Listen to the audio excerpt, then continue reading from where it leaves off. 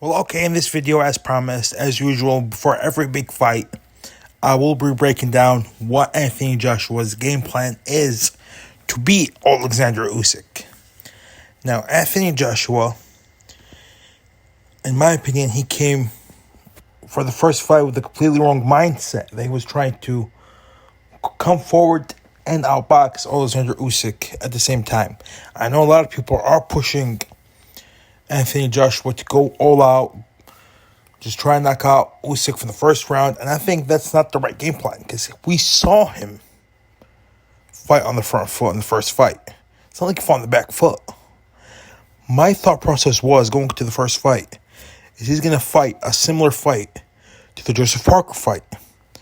Just always on the back foot and a jab.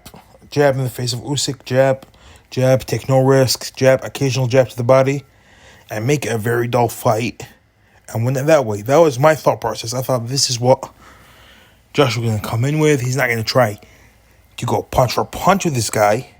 He's not going to try to trade with this guy who's way quicker than him. He might be, he's obviously the stronger, more powerful fighter, but he's not the quicker guy. Most of the times, apart from Ruiz and Parker, most of the guys he's fought, he's always had the hand speed advantage over. Now, Ruiz and Parker, he lost to Ruiz, and when he beat Ruiz and when he beat Parker was the only two times that he went the full distance. You know why? Because he didn't take any risks. He fought completely from the outside, jabbed when he had to, moved when he had to. Didn't go in, didn't take any risk. That's not how he fought Usyk. That just wasn't how he fought Usyk. He fought Usyk mid-range, trying to land punch for punch with him. I had no idea what he was thinking.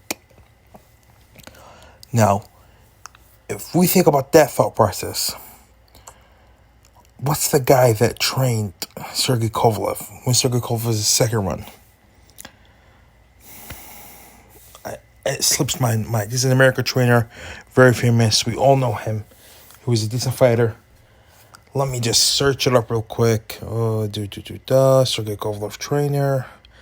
Bear with me, guys. I know I should be doing my research for this fight, but believe it or not, I'm just sitting and laying in bed. Let me just make this video real quick. Sergey Kovalev trainer. Buddy McGirt. I was thinking he's probably going to want to take less chances, tighten up his defense even more. He's going to go with a Buddy McGirt. If he goes with Virgil Hunter, I think it's going to be a mistake, but it's better than what he's going with right now. What does Anthony Joshua do? Anthony Joshua fires Robert McCracken and brings in Robert Garcia. Boy, oh boy, that's the wrong type of style. Robert Garcia, high tempo, all action, no defense. What are we doing? You don't have the stamina. You don't have the chin. You don't have the speed to pull off that type of fight against Usyk. What's going on? So my thought process is, what is this guy trying to do? If I was Joshua's trainer, bro, you have a 3-inch reach advantage, 4-inch reach advantage. Fight sideways, just jab and move. That's it. It's really as simple as that. Every time Usyk feints, just put out your left hand. And the second does anything, just step back. Don't duck, don't do anything. Step back, keep circling. Don't go to the ropes, and that's it. Fight your way to a victory. Circle to your left the whole fight. You take away his backhand, you land a jab. What is he going to do? You have a much higher tempo fight than Deontay Wilder. You're not Deontay Wilder who just loses round after round after round looking for the one punch. And you're not Tyson Fury. You don't have that type of size advantage over him. So just jab, circle to your left, jab, circle to your left. If Usyk starts to get frustrated, he takes more chances. You have more counter opportunities. You can land that right hand, land the right uppercut. That's my thought process going to this fight and the fight before. I don't see why there should be any difference. I saw Anthony Joshua. He was looking slim. I think that's a good idea. Just stay on your toes and box. Not punch for punch with him like how we did the first fight. No, bro. Just stay sideways. Keep your jab. Keep your shoulder tucked to your chin. And just circle to your left. It's not hard. I don't view it as a hard fight for Joshua to win. But Joshua, when he picks a guy like Robert Garcia, he makes it a hard fight to win. He makes an extremely hard fight to win. I don't know what he's thinking. You're not Marcus Maidana. You're not Mikey Garcia. You're not those guys. You can't pull it off. You're not, to be frank, no racism intended, no nothing intended. You're not a tiny Mexican. What are you doing? You're a 250-pound, big-ass Nigerian Hulk. What are you doing?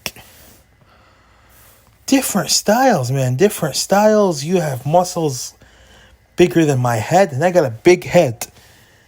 Very athletic, very strong, very big. He'll gas out quicker with that style. What is he doing? He just baffled me when he picked Robert Garcia.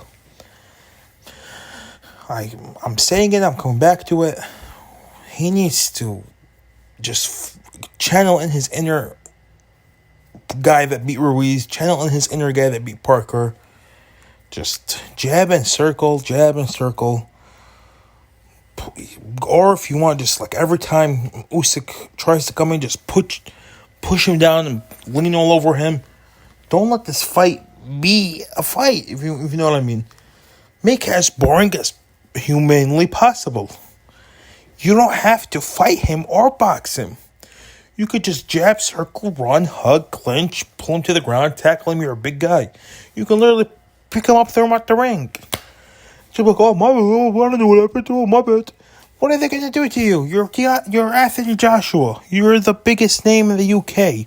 If not all the Eastern continents, everything east from the Americas, he's the biggest name in boxing. And you know what? That is facts.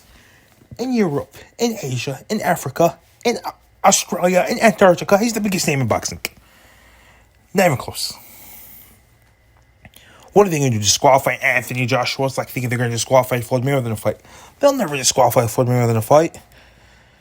Some referees would have fucking not counted the Virgil Ortiz knockdown. I mean, the Victor Ortiz, I know it was technically legal, but a lot of referees wouldn't have counted it for everyone. So, that's my thoughts on this fight. That's my thoughts for Anthony Joshua. Just make it as humanely boring as possible.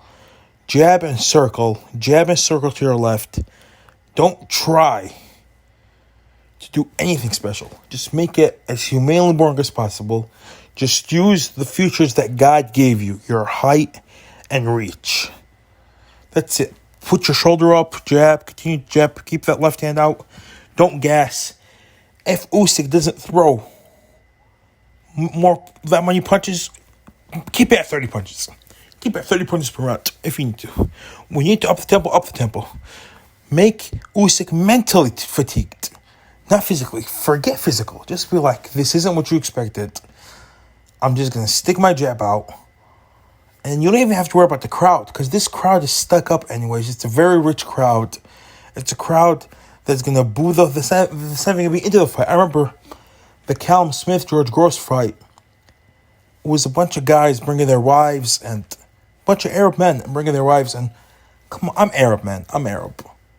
Our wives do not give half a fuck about sports. They care about two things: makeup and jewelry. They do not give half a fuck about boxing. I'm Arab.